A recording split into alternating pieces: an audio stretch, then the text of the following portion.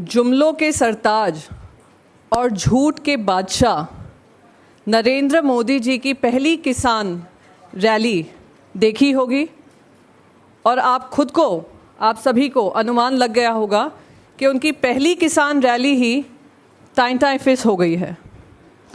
आज माहौल ये था दोस्तों, ना किसान आए ना भीड़ जुटा पाए और जो उनके भाड़े के कार्यकर्ता थे वो भी, उनमें किसी तरीके का उत्साह नज़र नहीं आया।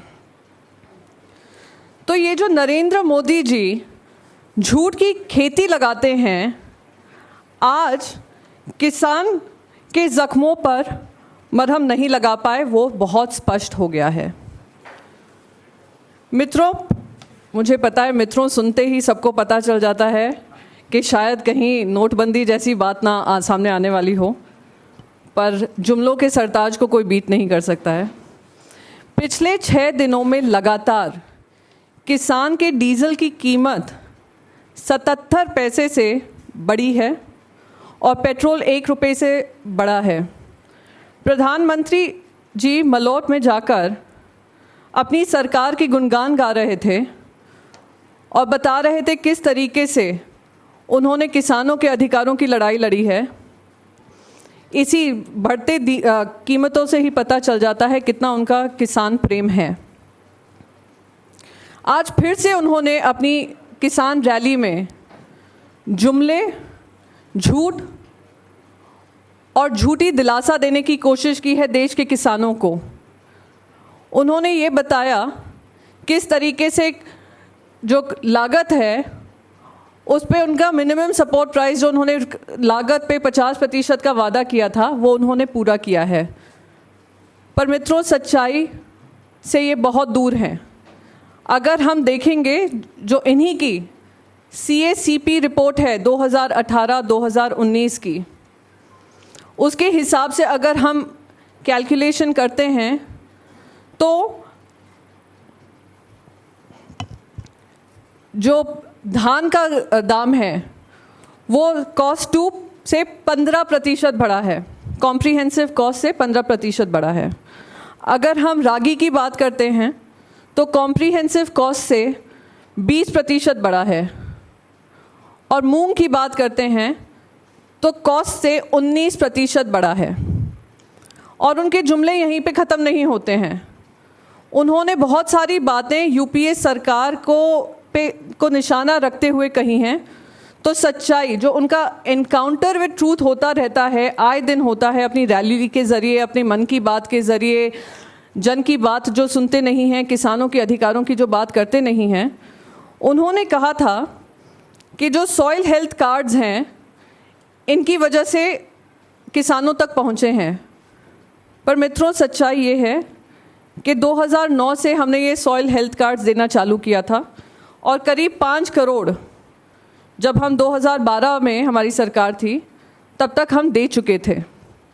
इन्होंने सॉइल टेस्टिंग लैब्स की बात की। आज कहा यूपीए के कार्यकाल में सिर्फ 40 या 50 सॉइल टेस्टिंग लैब्स थे, वो भी उनका एक एनकाउंटर विद ट्रूथ है।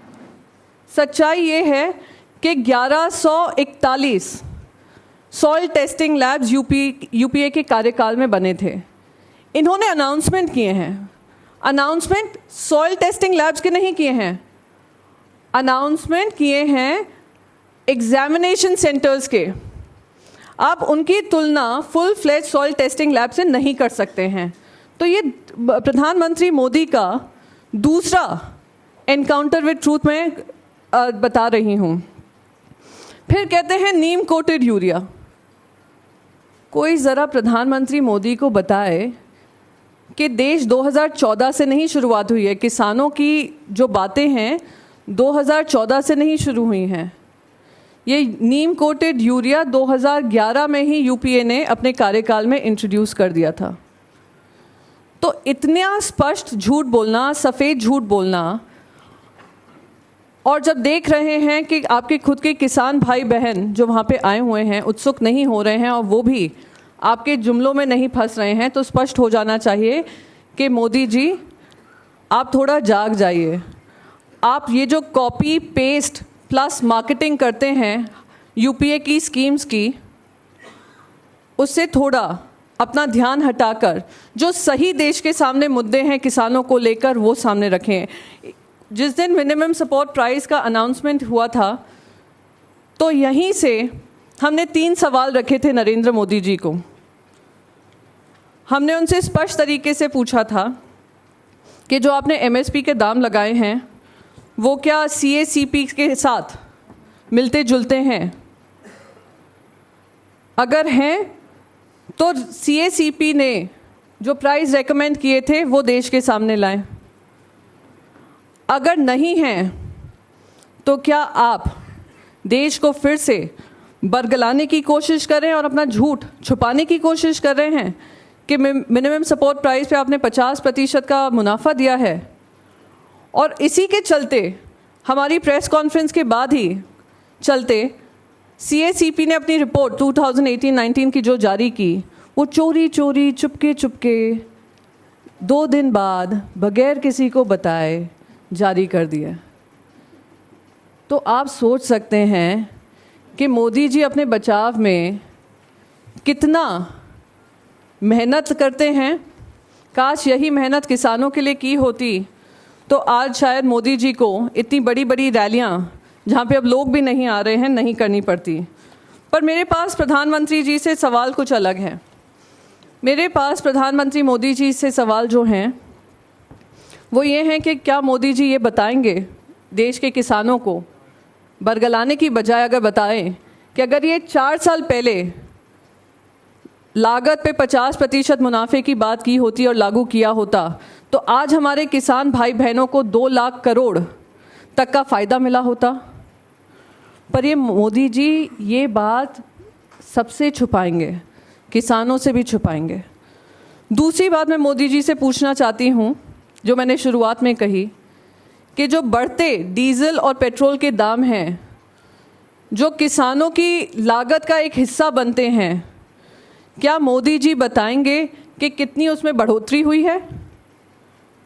क्या मोदी जी ये भी बताएंगे कि जो फर्टिलाइज़र्स की ज़रूरत पड़ती है किसानों को उसमें 24% बढ़ोतरी हुई है पिछले 6 महीने में? क्या मोदी जी किसानों को बताएंगे किस तरीके से यूरिया के दाम बढ़े हैं उनके 4 साल के कार्यकाल में? ये सब मोदी जी कभी नहीं बताएंगे क्योंकि वो जुमलों के बादशाह हैं। उनको जुमलों से ही उनको लगता है उनको वोट मिलेंगे। पर सबसे बड़ा जो मुद्दा है जो नरेंद्र मोदी जी से मैं कहूँगी कि जब बीच रात में आपने 12 बजे जीएसटी इंट्रोड्यूस किया था उसी समय में देश के इंडिपेंडेंट इतिहास में पहली बार किसानों पे जीएसटी के टैक्स के माध्यम से आपने टैक्स लागू किया है। क्या वो सच्चाई देश के किसानों को वो बताएंगे? आज नरेंद्र मोदी जी ने पंजाब के किसानों को संबोधित किया। वो भूल जाते हैं कि जब उनका समय था शिरोमणि अकाली दल अभी बहुत बड़ी बड़ी बातें कर रही हैं। आज स्टेज मंच पे बैठकर बहुत बड़ी बड़ी बातें हरसिमरत जी भी कर रही थी, उनके बाकी सारे पूर्व मुख्यमंत्री उप मुख्यमंत्री सब कर रहे थे। तो क्या वहाँ के किसान भूल सकते हैं जब उनका कार्यकाल था किस तरीके से उनकी आय कम हुई थी और जो उनकी लैंड होल्डिंग्स थी वो कम हुई थी? कोई भूल सकता है कि जो भी सेंट्रली फंडेड स्कीम्स थी वो तक किसानों तक नहीं पहुंचती थी? आज उन्होंने बहुत बड़ी बात की। उन्होंने बताया कि पंजाब कपास की वजह से देश और दुनिया में मशहूर है। इस बात में तो सच्चाई है नरेंद्र मोदी जी।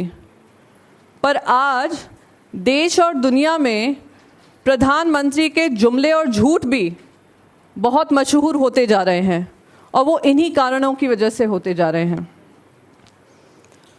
आप हर तरीके से हर मापदंड से जो इनकी सरकार इनके कार्यकाल में आप कर्जा माफ़ी की बात करते हैं, उत्तर प्रदेश में कर्जा माफ़ी की, पर एक किसान को 1 रुपये की कर्जा माफ़ी की है।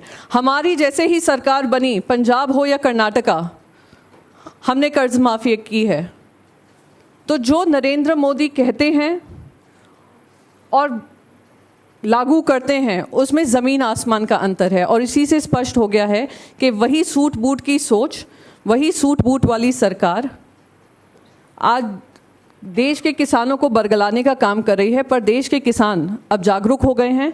इसीलिए आज जिस तरीके से हमने देखा कि ना ही अपने लोगों को उत्साहित कर पाए, भाड़े के जो कार्यकर्ता आए थे, ना किसानों को अपने रैली में ला पाए, या ना ही किसानों को किसी तरीके की दिलासा दे पाए। तो अब वो इस झांसे में आने वाले नहीं हैं, और एनकाउंटर्स विद जो ट्रूथ हो रहा है आए दिन, वो अब ख़त्म करने की ज़रूरत है।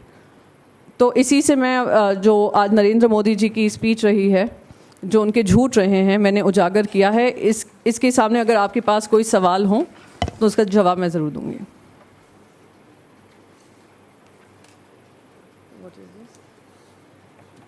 We'll have questions. Do we have any questions? First, then we'll take other topics. Ji, We'll take these questions. I will answer all your questions, but first we'll answer on suo moto. Do we have any questions on the suo moto? बिल्कुल, आप Congress party के अध्यक्ष खुद किसानों को प्राथमिकता देते हैं और हर उनके मुद्दों की लड़ाई लड़ी है उन्होंने। जो भूमि अधिग्रहण कानून में संशोधन करने की कोशिश की हो, या ये जो इन्होंने वादे किए थे किसानों को, उसको पूरा करने की बात कही हो, उन्होंने हर बार पार्लियामेंट में रखा है, पार्लियामेंट के बाहर रखा है। हमने हर राज्यों में इस मुद्दे को उठाया है और हम उठाते रहेंगे। ये हमारा देश के किसानों से कमिटमेंट है।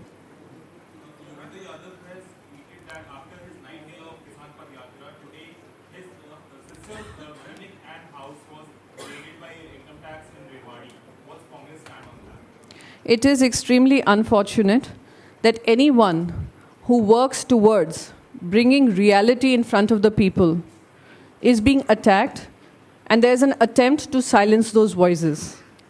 It is unfortunate that anyone who is speaking up for the marginalized sections of the society, for the farmers, for our youth, for our women, is silenced by using agencies which come under the government's control.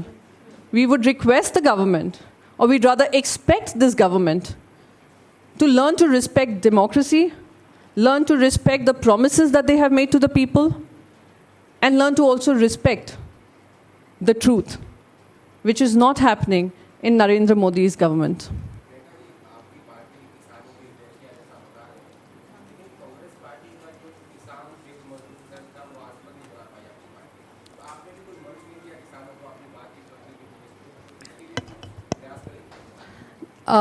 सवाल आपका बहुत ही लाजमी है, 2 दिन से मुझसे पूछा जा रहा है।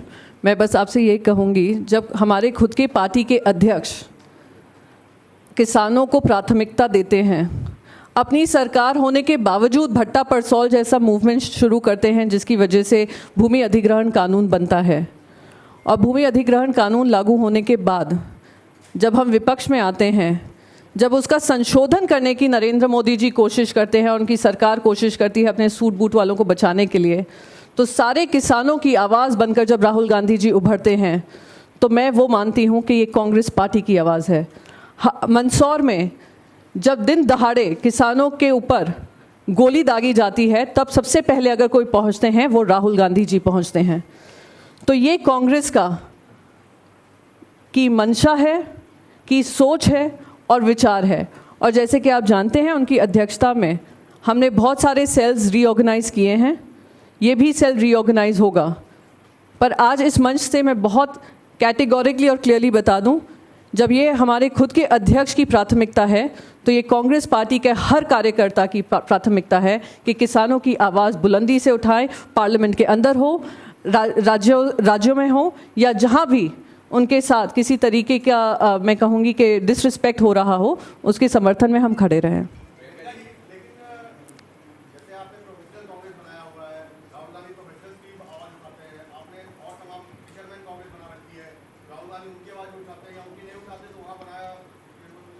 नहीं, बिल्कुल नहीं है। पर राहुल गांधी जी, जैसे मैंने कहा, उनकी प्राथमिकता किसान है, और उन्होंने हर बार, जैसे मैंने आपको बताया अभी, भट्टा परसौल जब हमारी सरकार थी, उन्होंने ये पूरी मुहिम शुरू की थी। तो आप उनका कमिटमेंट समझ सकते हैं कि किसानों को लेकर क्या है।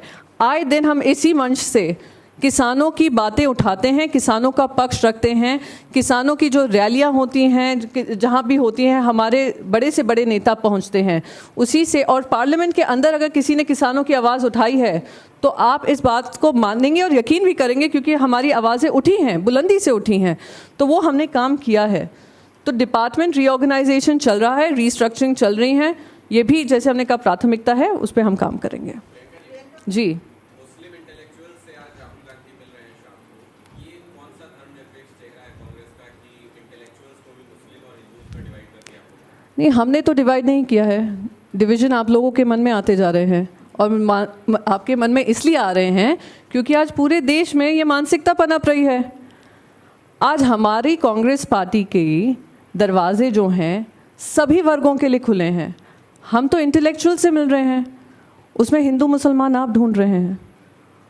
तो मैं तो बस यही कहूँगी, ये जो पनपती मानसिकता है भारतीय जनता पार्टी की, जहाँ पे वो इंटेलेक्चुअल से पहले उनकी जात और धर्म देखते हैं, वो ख़त्म करें। और ये जो जहरीली राजनीति है जो सबके मनों में भरने की कोशिश की जा रही है और उसी के माध्यम से डिबेट्स करने की कोशिश की जा रही है, उसको ख़त्म करें।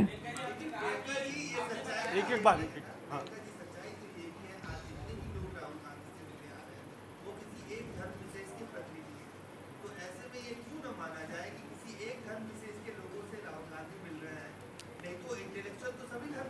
बिल्कुल, इंटेलेक्चुअल सभी धर्मों में हैं, इंटेलेक्चुअल्स देश में भी बहुत हैं, पर राहुल गांधी जी ने हर वर्ग से मुलाकात की है। किसान हो, फिशरमैन हो, दलित वर्ग हो, कोई भी ऐसा वर्ग हो जिन्होंने कहा है कि हम आपसे मिलना चाहते हैं, उनके लिए दरवाज़ा खुला है, आकर मिलिए। मैं उम्मीद करूंगी इस मीटिंग के बाद बाकी जो देश के इंटेलेक्चुअल्स हैं जो काफ़ी प्रभावित हैं ऐसे इंटेलिजेंस से जो जाति और धर्म को सामने लाती होगी, वो भी अपॉइंटमेंट लेंगे और वो भी मिलेंगे, हम सबसे मिलेंगे। हम सिलेक्टिव नहीं हैं, हम इंक्लूसिव हैं, हम एक्सक्लूसिव नहीं हैं।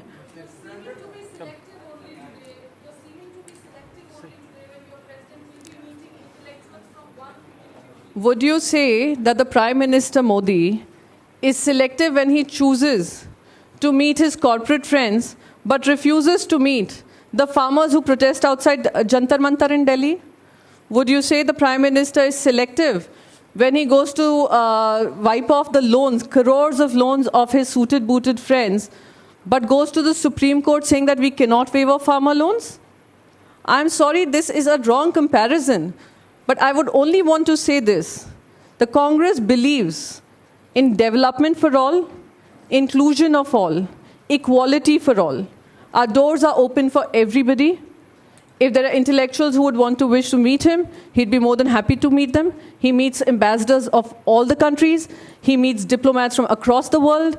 He meets corporate friends from across the country. He meets startups. He meets women who are doing exceedingly well in small businesses. He meets MSMEs. He meets fisher folk. He meets the farmers of this country.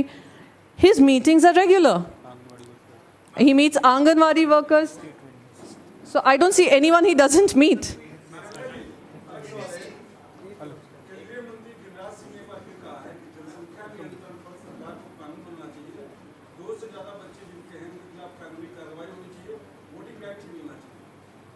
Giriraj Singh ji हर world population day वाले दिन आकर ये बयान दे देते हैं और अपनी जो हेडलाइंस का उनको बनाने का शौक़ है उस पे कायम रहते हैं। पर मैं गिरिराज सिंह जी से पूछना चाहती हूँ कि इन्हीं की सरकार पिछले 4 साल से है, वो खुद भी केंद्रीय मंत्री हैं, उन्होंने पार्लियामेंट में आकर इस मुद्दे पे क्या पहल की है? तो बाहर आकर सेंसेशनल हेडलाइंस बना देना, और जब आपका दायित्व है पार्लियामेंट में आपको बोलने का मौका है, तो उसमें क्यों चुप्पी साध लेते हैं? तो उसी से उनकी हिपोक्रेसी झलकती है। हाँ हाँ,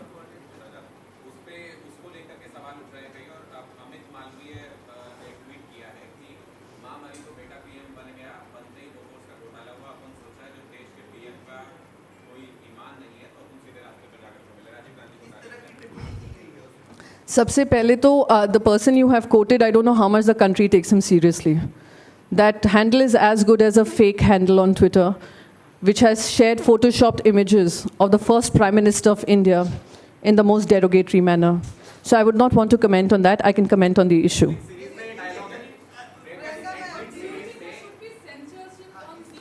मैं इशू पे बात कर सकती हूँ, किसी के ट्वीट पे नहीं.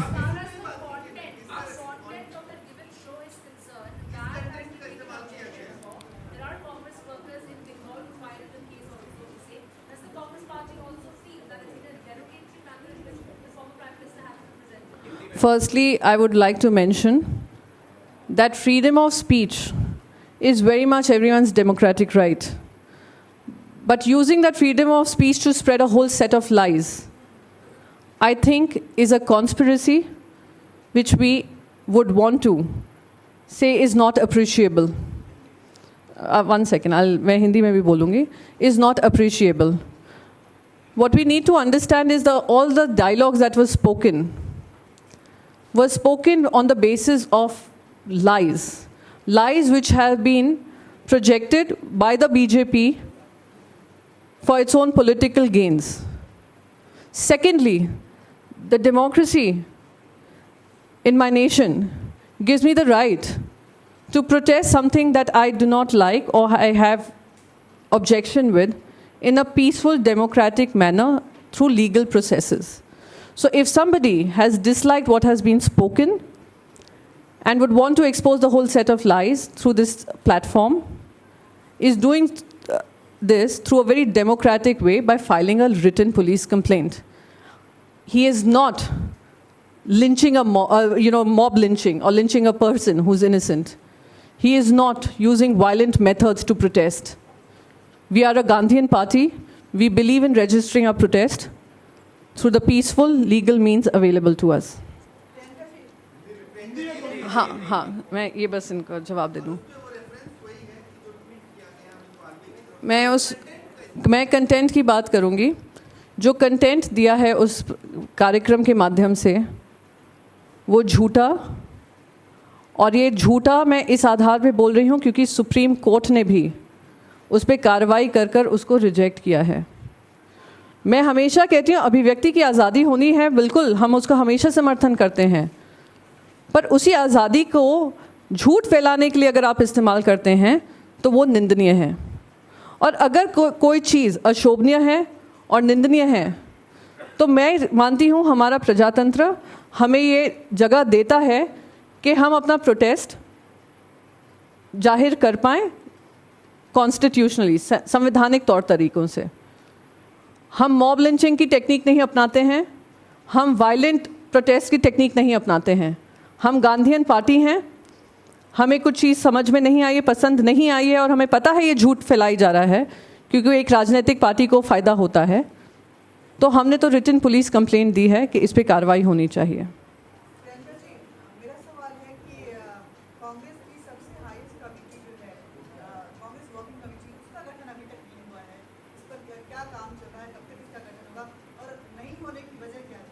जल्द से जल्द होगा, आपको उसकी प्रेस रिलीज भी मिलेगी.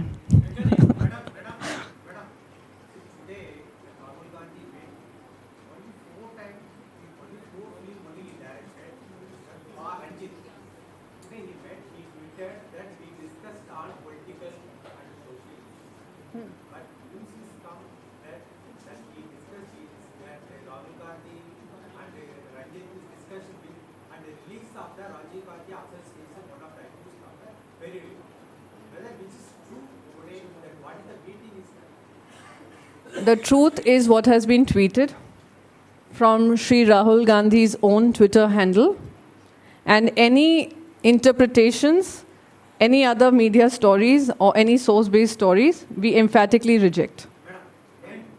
Madam, that's a continuously that he met Kamala Hassan, he tweeted, and today is a film director, he met tweeted. But the many alliance partner, when yesterday's DMK leader, one of the leader, met him, there is no due. My question is that Ranjit is close to Rajinikanth. Whether any discussion today, future alliance with Rajinikanth or Kamala Hassan going to change the party's mood is going towards Rajinikanth or Kamala Hassan, or with it's not to go DMK or AD? That's a question which is beyond my brief, really. To answer this particular question. However, I hope all our alliances which we have been constantly maintaining, would be on the basis of an ideology we believe in, ideas we believe in, and we welcome all those alliance parties who wish to align with the Congress party on the basis of what we propagate and the ideas we believe in.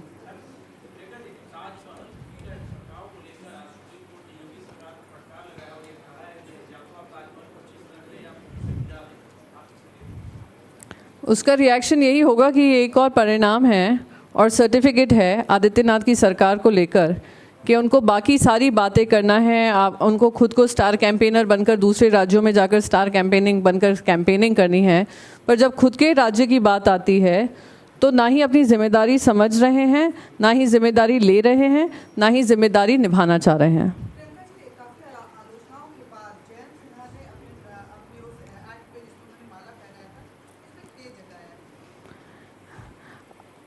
एक कहावत है, अपछताए होत का जब चिड़िया चुग गई खेत। जिस तरीके से आपने इन लोगों का सत्कार किया, इन लोगों को डिफेंड किया, इन लोगों को प्रोत्साहन दिया और पूरे देश में ये मैसेज भेजा कि आज आप कितनों की भी हत्या कर लें, कानून व्यवस्था अपने हाथ में ले लें, निर्दयी तरीके से किसी निर्दोष को मार डालें, जब आप जेल से निकलेंगे हम सारे मंत्री आपके स्वागत में खड़े रहेंगे। उन्होंने ये मैसेज दिया है कि आपको जो करना है, आपको खुली छूट है और आप कर सकते हैं, और इस तरीके के जो वायलेंट मेथड्स हैं उसको हम इनकरेज करते हैं। Last question.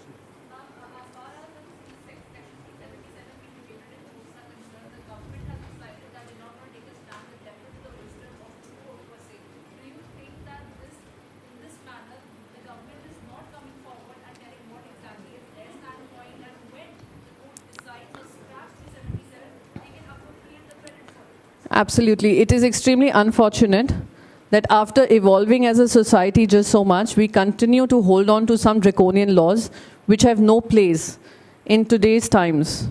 It is extremely unfortunate that the government has not taken a stance on this issue and put the onus on the Supreme Court. Goes on to show that Modi ji's government continues to believe in such draconian laws, continues to let down a huge section of humanity within this country who perhaps voted for him in the hope that they would be able to bring about a change. Every single day he lets down an entire section of population that he promised he would live up to.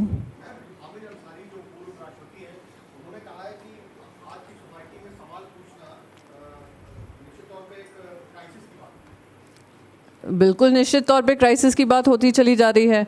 आप अगर देखेंगे जिस तरीके से अभी इन्होंने ही एक example दिया योगेंद्र यादव जी का कि उनकी बहन की क्लिनिक पे सीबीआई ईडी की जांच शुरू कर दी है, तो उसी से स्पष्ट हो रहा है कोई भी उनकी झूठ को अगर उजागर करता है, कोई भी सच्चाई सामने लाता है, तो वो हर माध्यम का इस्तेमाल करेंगे जो उनके पावर में है, उन लोगों को तंग करने के लिए, उनको चुप करने के लिए। कौन भूल सकता है कि अभी भी श्री नरेंद्र मोदी, जब गौरी लंकेश जी की हत्या होती है और उनको अशब्द बोला जाता है, उस आदमी को अभी भी नरेंद्र मोदी जी फॉलो करते हैं। कौन भूल सकता है सुषमा स्वराज जी की जो ट्रोलिंग होती है, अभी भी हो रही है, वो कल ही उन्होंने फिर से ट्वीट किया है सुषमा स्वराज जी ने, उनमें 41 ऐसे मंत्री हैं जो उनको फॉलो करते हैं। तो ये जो पूरा माहौल बनाया हुआ है कि अगर आप कुछ सवाल पूछोगे तो हम आपको हर तरीके से चुप करने की कोशिश करेंगे, वो बहुत स्पष्ट है। तो जो उन्होंने कहा है वो तो जग जाहिर है, 2014 से हम देख रहे हैं। चलिए, धन्यवाद।